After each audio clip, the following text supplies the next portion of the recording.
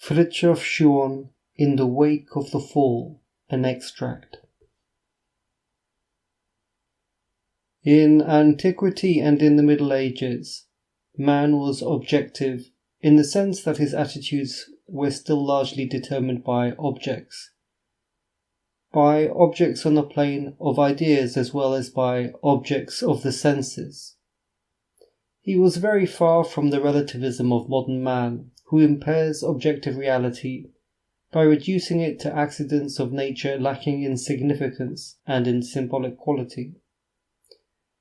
And he was equally far from a psychologism which calls into question the value of the subject, the knower, and thus, in effect, destroys the very idea of intelligence. The object as such was the real, the basic, the immutable thing, and in grasping the object, he had hold of the subject was guaranteed by the object. This is, of course, always the case with many men, and in certain respects even with every sane man. But the aim here, at the risk of seeming to propound truisms, is to indicate, despite the fact that it can only be done approximately, is to indicate the outlines of points of view that are in the nature of things complex. In any case, to be too easily satisfied by attention to the subject is to betray the object. The men of old would have had the impression of denaturing or losing the object if they had paid too much attention to the subjective pole of consciousness. It was only from the time of the Renaissance that the European became reflexive, and so in a certain way subjective.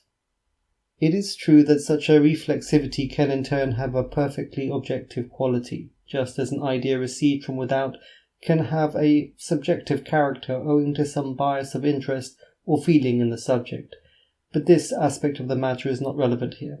What is relevant is that at the Renaissance, man began to analyze mental reflection and psychic reactions, and thus to be interested in the subject pole, to the detriment of the object pole. In becoming subjective in this sense, he ceased to be symbolist and became a rationalist, since reason is the thinking ego. It is this that explains the psychological and disruptive tendencies of the great Spanish mystics, tendencies which have been wrongly taken as evidence of superiority and as a kind of norm. This transition from objectivism to subjectivism reflects and repeats in its own way the fall of Adam and the loss of paradise. In losing a symbolist and contemplative perspective, founded both on impersonal intelligence and on the metaphysical transparency of things, man has gained the fallacious riches of the ego. The world of divine images has become a world of words. In all cases of this kind, heaven or a heaven is shut off from above us without our noticing the fact. And we discover in compensation on earth long unappreciated, also it seems to us, a homeland which opens its arms to welcome its children and wants to make us forget all lost paradises. It is the embrace of Maya, the siren's song. Maya, instead of guiding us, imprisons us. The Renaissance thought it had discovered man, whose pathetic convulsions it admired, from the point of view of laicism in all its forms. Man as such had become, to all intents and purposes, good, and the earth too had become good and looked immensely rich and unexplored. Instead of living only by halves, one could at last live fully, be fully a man and fully on earth. One was no longer a kind of half-angel. Fallen and exiled, one had become a whole being, but by the downward path. The Reformation, whatever certain of its tendencies may have been, had as an overall result the relegation of God to heaven, to a heaven henceforth distant and more neutralized, on the pretext that God keeps close to us through Christ in a sort of biblical atmosphere, and that he resembles us as we resemble him.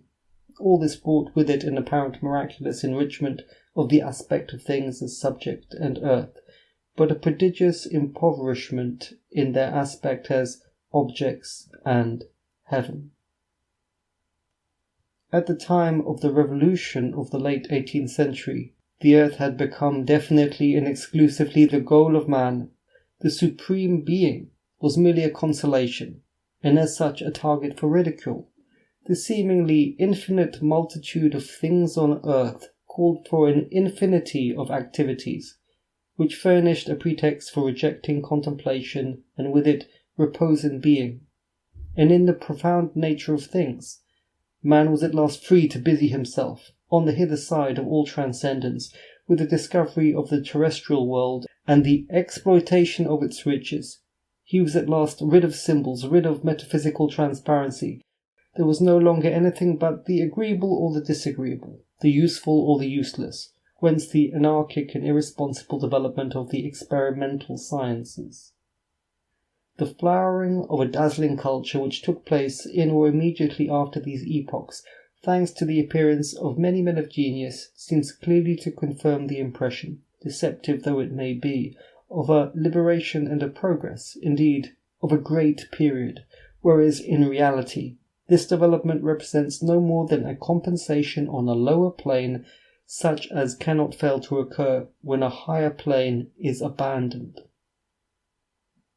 Once heaven was closed and man was in effect installed in God's place, the objective measurements of things were virtually or actually lost. They were replaced by subjective measurements, purely human and conjectural pseudo-values, and thus man became involved in a movement of a kind that cannot be halted, since in the absence of celestial and stable values there is no longer any reason for calling a halt, so that in the end a stage is reached at which human values are replaced by infra-human values, up to a point at which the very idea of truth is abolished. The mitigating circumstances in such cases consist in the fact that on the verge of every new fall, the order then existing shows a maximum of abuse and corruption, so that the temptation to prefer an apparently clean error to an outwardly soiled truth is particularly strong. In a traditional civilization, the mundane element does all it can to compromise in the eyes of the majority the principles governing that civilization. The majority itself is only too prone to be worldly. Its worldliness is not, however, aristocratic and light-hearted, but ponderous and pedantic. It is not the people who are the victims of theocracy, it is, on the contrary, theocracy that is the victim, first of aristocratic worldlings, and finally of the masses, who begin by being seduced and end in revolt. The European monarchs of the 19th century made almost desperate efforts to dam the mounting tide of a democracy of which they had already partially and despite themselves become representatives. But these efforts were doomed to be in vain, in default of the one counterweight that could have re-established stability, and that could only be religion, sole source of the legitimacy and the power of princes. They fought to maintain an order in principle religious, but the forms in which this order was presented disavowed it themselves. The very apparel of kings and all the other forms among which they lived proclaimed doubt, a spiritual neutralism, a dimming of faith, a bourgeois and down-to-earth worldliness. This was already true to a lesser degree in the 18th century, in which the arts of dress, architecture and craftsmanship expressed, if not exactly democratic tendencies, at least a worldliness, lacking in greatness and strangely insipid. In this incredible age all men looked like lackeys, the nobles all the more so for being nobles, and a rain of rice powder seemed to have fallen onto a world of dreams, in this half-gracious, half-despicable universe of marionettes. The revolution merely took advantage of the previous suicide of the religious outlook and of greatness, and could not but break out. The world of Whigs was much too unreal. Analogous remarks, suitably attenuated to conform to eminently different conditions, apply to the Renaissance and even to the end of the Middle Ages. The causes of the descent are always the same when seen in relation to absolute values. What is sometimes called the tendency of history is only the law of gravity. To state that the values of ancient man were celestial and static amounts to saying that man then still lived in space. Time was merely the contingency that corroded all things. in the face of that contingency, values that are, so to speak, spatial, that is, permanent by virtue of their intemporal finality, had always to assert themselves anew. Space symbolizes origin and immutability. Time is the decadence which carries us away from the origin, while at the same time leading us towards the Messiah, the great liberator, and towards the meeting with God. In rejecting or losing celestial values, man became the victim of time. In inventing machines which devour duration, man has torn himself away from the peacefulness of space and thrown himself into a whirlpool from which there is no escape. The mentality of today seeks in fact to reduce everything to categories connected with time. A work of art, a thought, a truth have no value in themselves and independently of any historical classification, but their value is always related to the time in which they are rightly or wrongly placed. Everything is considered as the expression of a period, and not as having a timeless and intrinsic value, and this is entirely in conformity with modern relativism, and with a psychologism or biologism that destroys essential values. In order to situate the doctrine of a scholastic, for example, or even of a prophet, a psychoanalysis is prepared. It is needless to emphasize the monstrous impudence implicit in such an attitude, and with wholly mechanical and perfectly unreal logic, the influences to which this doctrine has been subject are laid bare. There is no hesitating in attributing to saints in the course of this process all kinds of artificial and even fraudulent conduct, but it is obviously forgotten, with satanic inconsequence, to apply the same principle to oneself, and to explain one's own supposedly objective position by psychoanalytical considerations. Sages are treated as being sick men, and one takes oneself for a god. In the same range of ideas, it is shamelessly asserted that there are no primary ideas, that they are due only to prejudices of a grammatical order, and that their only effect has been to sterilize thought for thousands of years, and so on and so forth. It is a case of expressing a maximum of absurdity with a maximum of subtlety. For procuring a pleasurable sensation of important accomplishment, there is nothing like the conviction of having invented gunpowder or having stood Christopher Columbus's egg on its point. This philosophy derives all it has in the way of originality from what in effect is nothing but a hatred of God. But since it is impossible to abuse directly a God in whom one does not believe, one abuses him indirectly through the laws of nature, and one goes so far as to disparage the very form of man and his intelligence, the very intelligence one thinks with, and abuses with. There is, however, no escape from the immanent truth. The more he blasphemes, says Meister Eckhart, the more he praises God. The fatal result of a new reflexivity that has become hypertrophied in an exaggerated attention to verbal subtleties which make a man less and less sensitive to the objective value of formulations of ideas. A habit has grown up of classifying everything without rhyme or reason in a long series of superficial and often imaginary categories, so that the more decisive and intrinsically the most evident truths are unrecognized, because they are conventionally relegated into the category of things seen and done with, while ignoring the fact that to see is not necessarily synonymous with to understand. A name like that of Jacob Boehme, for example, means theosophy, so let us move on. Such propensities hide the distinction between the lived vision of the sage and the mental virtuosity of the profane thinker. Everywhere we see literature, nothing but literature, what is more, literature of such and such a period.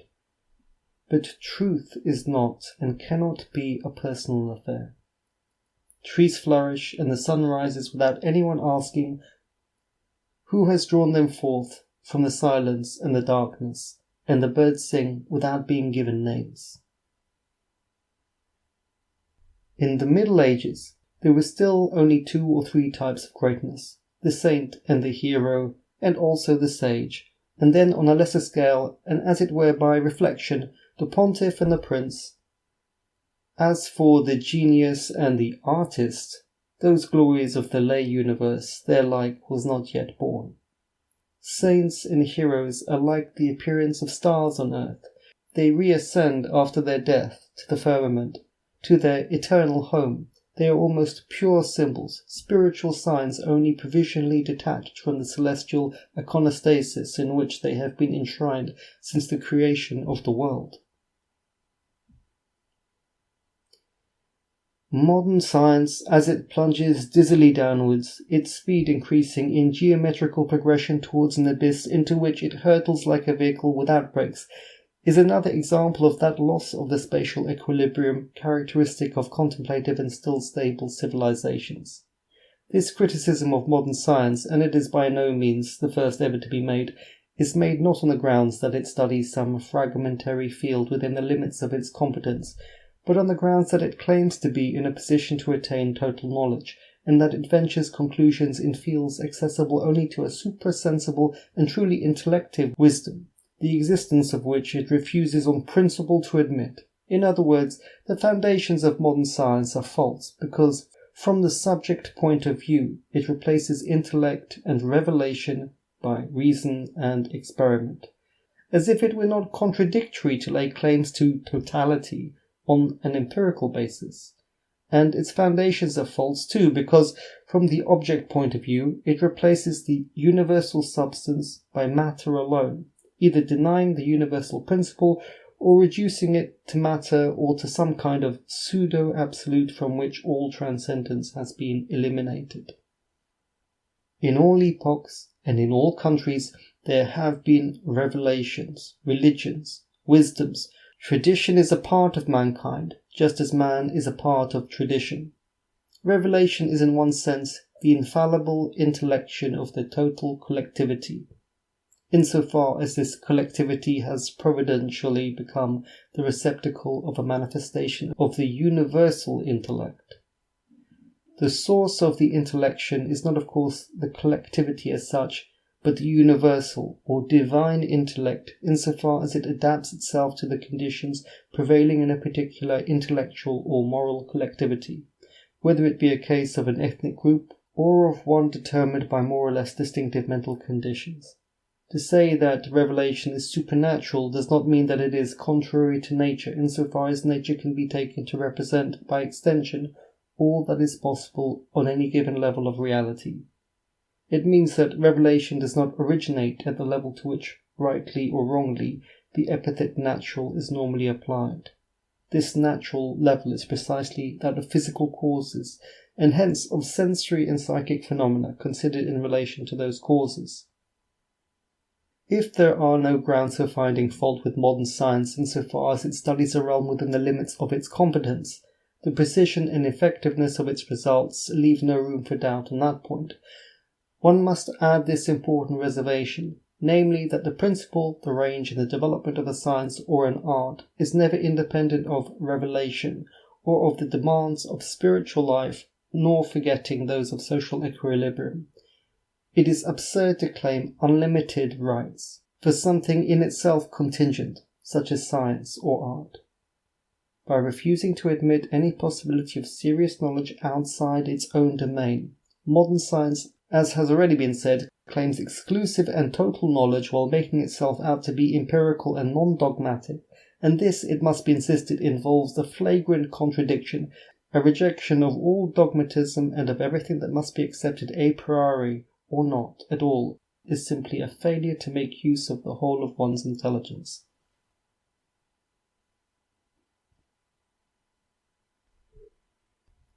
I'll stop there about a third of the way through and make a little commentary.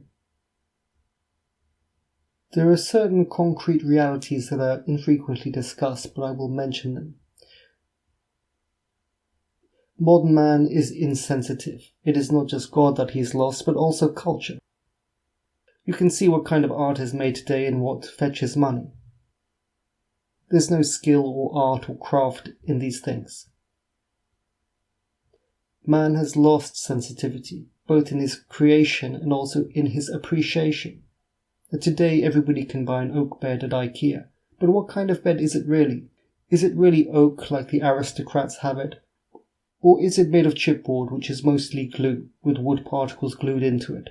And perhaps these days it is just laminated with oak. Or perhaps it is just laminated with a photocopy of oak. And so the whole thing is really made of plastic. Meanwhile, what of mankind's home? What about his money?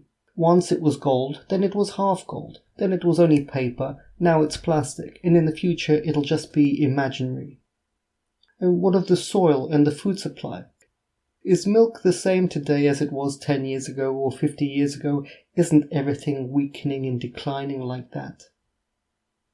During this time of a contraction of sensitivity, there is a feeling of panic, a feeling of a loss of energy, for instance. And people cling desperately to whatever is left for them, which is the physical world, which requires only a little sensitivity, and hence the promotion of what is called science, or the analysis of the physical reality. He no longer has the same answers as the man of the past, because he no longer has the sensitivity to comprehend the questions that were being asked in the past. The clothing of society may change eternally, but the real question, the question of whether man is progressing or regressing, is a question of maintaining his own personal intelligence, rather than a machine can do it, I can do it. And as you see, we're going more and more into the machine does it, the man watches Netflix. But when a machine does something, when a machine makes something, it is hardly the same as when another man or woman has made it with their hands, with their spirit, and you feel the difference.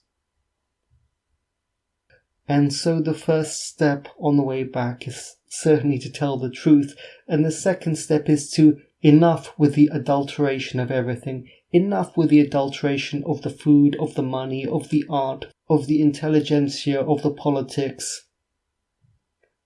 I'm sure we can all see the corruptions in our society. And there the answer lies.